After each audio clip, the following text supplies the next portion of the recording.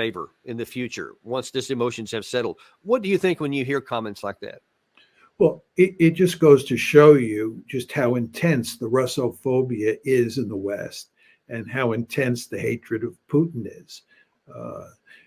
We've reached the point where we're so blinded by our rage towards the Russians that we're unable to see straight. We're unable to recognize that this war is a lost cause, and that the best possible outcome for us at this point in time, and certainly the best possible outcome for the Ukrainians, is to get some sort of negotiated settlement. It just makes no sense to continue this war. But nevertheless, we're so deeply committed now to beating the Russians, to not letting them win. We're so enraged by what Putin has done that we are just unwilling to quit. We just want to double down at every turn. But John, I mean, that is what's happening. It's evident, so we can see it. But I just can't get my head around how you can keep doing that, because it can't end well. Or is there still a fantasy going on in some among the policy elite in this country that thinks that, no, if I just say it enough, eventually it'll come to pass? I don't know. Do you have any insight into that mentality? Well, you, on one hand, kick the can down the road, right? And you think that maybe some miracle will happen. But you don't want to quit. I mean, you saw this in Afghanistan. Remember, we were in Afghanistan for 20 years. Fair point. There were lots of people who didn't want to get out and are still criticizing us for getting out. And I remember, by the way, as I've said before, I was in the American military from 1965 to 1975, which was coterminous with the Vietnam War. You want to remember that Richard Nixon is elected in 1968, and he has an opportunity to get out. He takes office in January 1969. The only reason we really get out of Vietnam is because Congress forces our hand. There's just so much protest inside the United States. But President Nixon and Henry Kissinger, we'd still be there today fighting if they had had their way, because they didn't want to leave. You always want to remember that it's once the United States gets involved in a war, it's very difficult to get out. It is very difficult to get out. That's one of the reasons I am, generally speaking, opposed to getting into wars, because once you're into them, you can't get out. And this is a perfect case in point. And by the way, the same situation is true of the Israelis and the Americans in the Gaza war. Please tell me how we're going to get out of that one. Tell me how the Israelis are going to get out of that one.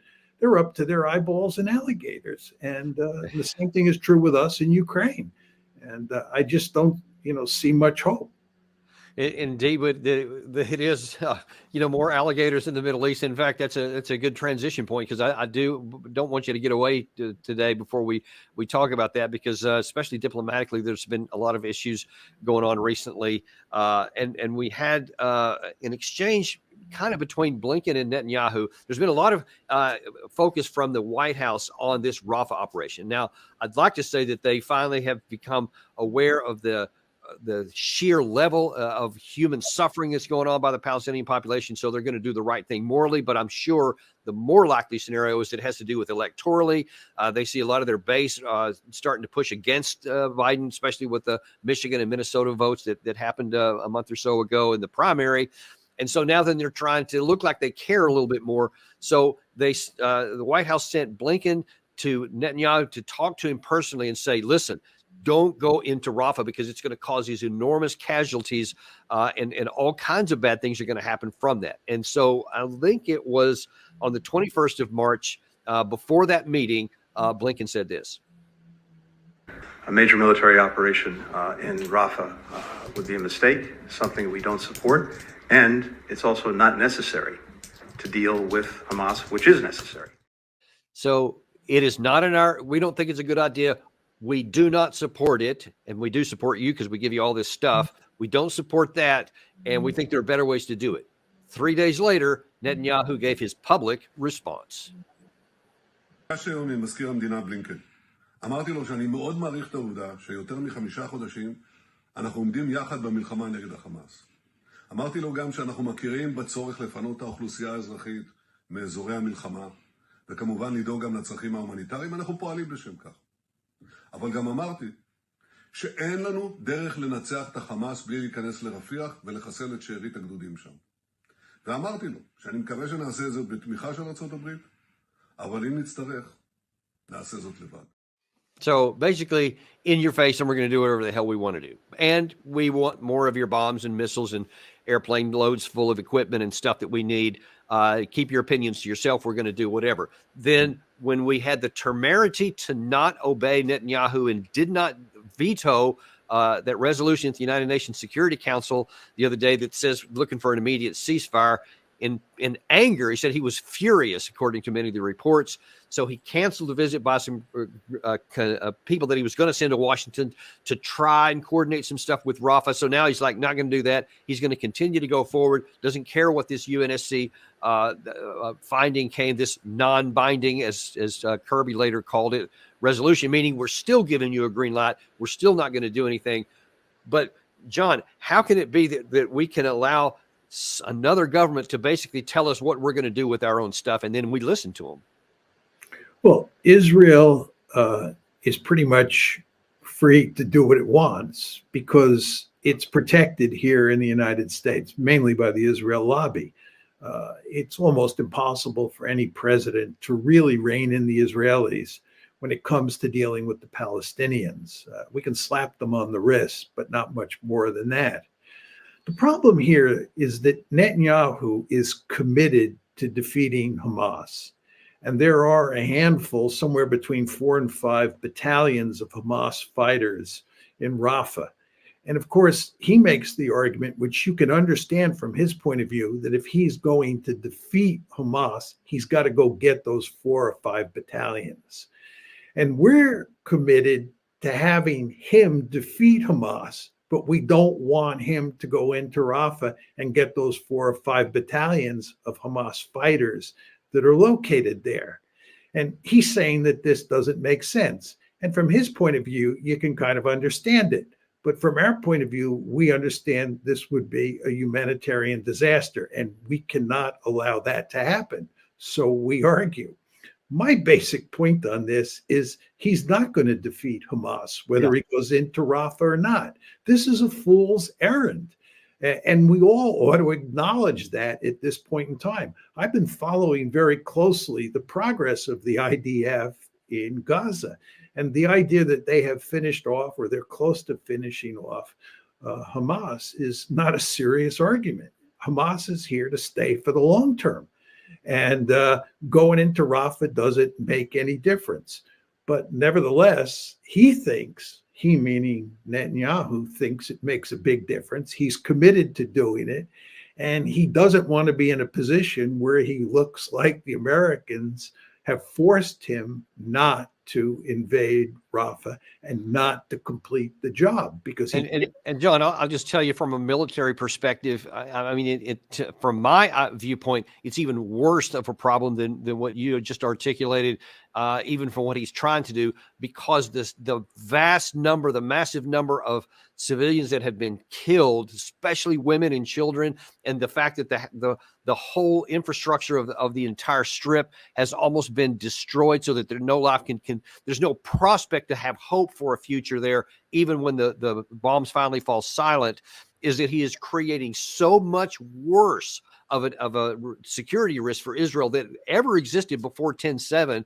Even if every single Hamas person who was a Hamas fighter before 10/7 was actually killed in this process, the number of people who are being willing to pick up the arms and run in their place is like tenfold what it was before. So even if he got the battalions that he claims, that he is in no way, shape, or form eliminating the problem. And as Chaz Freeman said on our show last week, it's also issues outside of the gates here that he also has to worry about, that he's laying the siege for future attacks, possibly even externally.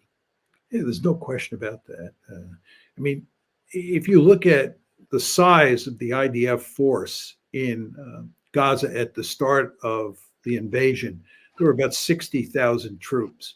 My guess is that they have probably about 15,000 troops at the moment. They've pulled out most of the troops. They just don't have enough troops to police Gaza. And it's important to emphasize they are now having problems with Hamas in northern Gaza. Northern Gaza was supposed to be cleaned out of Hamas. It was supposed to be empty of Hamas fighters.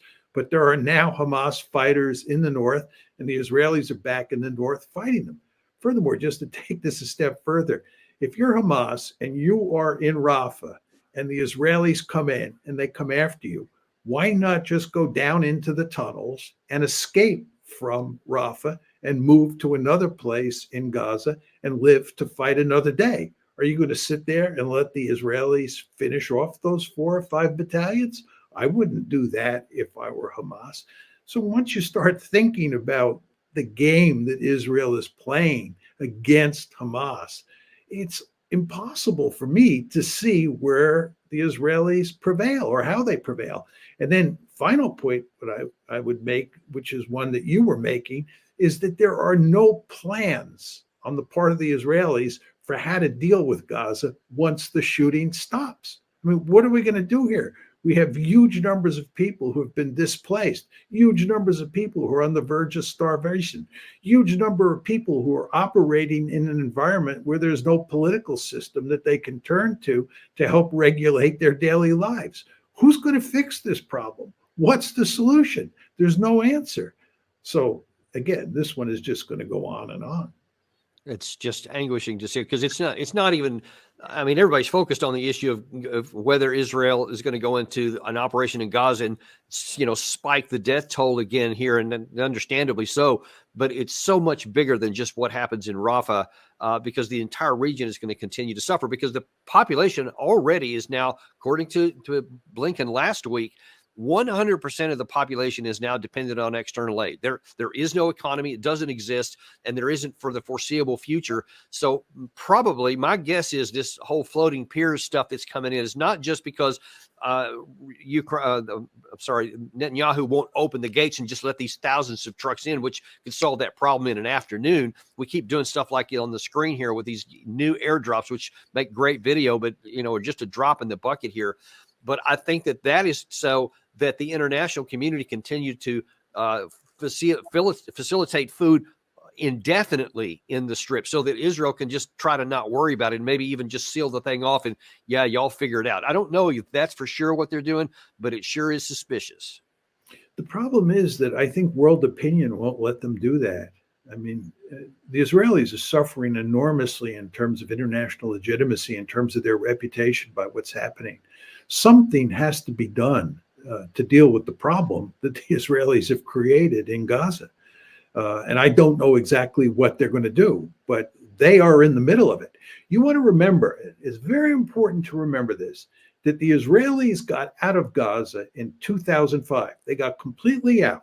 In 2005, they pulled out the settlers that they had in Gaza, and they pulled out the troops that they had in Gaza, and they turned it into a giant open-air prison. And it was Ariel Sharon who pulled the troops and the settlers out. And the reason he did that was he understood that the Gaza Strip was a hornet's nest, and it made much more sense for the Israelis to be out of it rather than to be in it.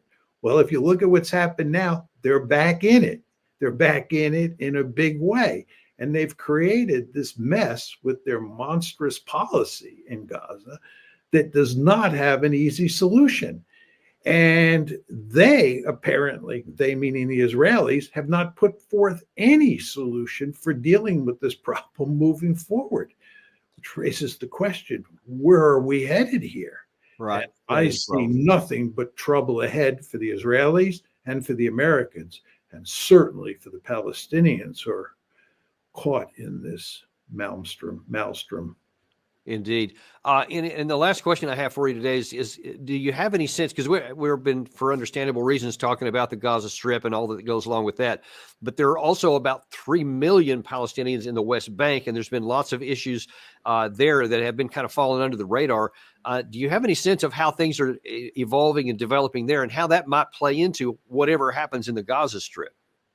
Well, I think terrible things are happening in the West Bank, but the things that are happening there are nowhere near as terrible as what's happening in Gaza. But it's quite clear that the settlers are on the march. They're taking territory away from the Palestinians in the West Bank. And in many cases, they're doing absolutely terrible things to the Palestinians. I think it's clear that the Israelis would like to ethnically cleanse Gaza and ethnically cleanse the West Bank. And if they have an opportunity to do that in either case, they will do it. I think they tried, but they so far have failed in Gaza. They've not really had much of an opportunity to cleanse the West Bank, but that opportunity may present itself down the road. But this is a disastrous situation, both in Gaza and in the West Bank. And I am sad to say I see no hope in either case. Well, yeah, and I think that as long as Netanyahu's in power, as long as the current administration in the U.S. Remains where they are, I mean, I don't know why either one of them would do anything different than they have from the outset of this, and that's just anguishing to consider for the most powerless and the helpless of the people in the Gaza Strip with the Palestinian people. And my heart just bleeds for them in that case. But I would just say, Danny, I don't think it matters whether you have Netanyahu, Benny Gantz, or anyone else in Israel driving that train. They are committed to creating a greater Israel, and they are committed to pushing the Palestinians out. A lot of people in the United States like to argue that Netanyahu's the problem. You saw this with Senator Schumer's famous speech.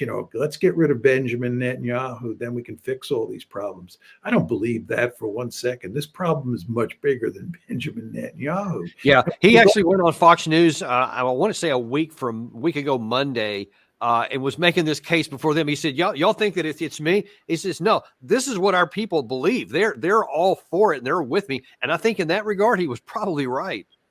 Yeah, and by the way, I'd say the same thing is true in the United States. If you had Hillary Clinton in the White House instead of Joe Biden, it wouldn't make any difference. And if you had Donald Trump in the White House instead of Joe Biden, it wouldn't make any difference either. And the principal reason is the Israel lobby. The Israel lobby means that any United States president, whether he or she is a Democrat or a Republican, has remarkably little maneuver room and hardly any ability. I would argue that they could show some leadership and say, you can keep your money if you want to. I'm going to do what makes sense here. That's actually possible. I just don't see anyone with the courage or the guts to do it, but that would change the dynamic. There's no question about that. But that politician would definitely suffer greatly and would not be around for long. Yeah, well, I'm worried about whether he would stay around for long, is whether there one would arise. That would have to be first, because as you pointed out, there's nobody on the political horizon that would fit that description. But we'll have to save that one for another day. But listen, John, thank you so much for coming on today. It's really enlightening, and always love having you on talking about these.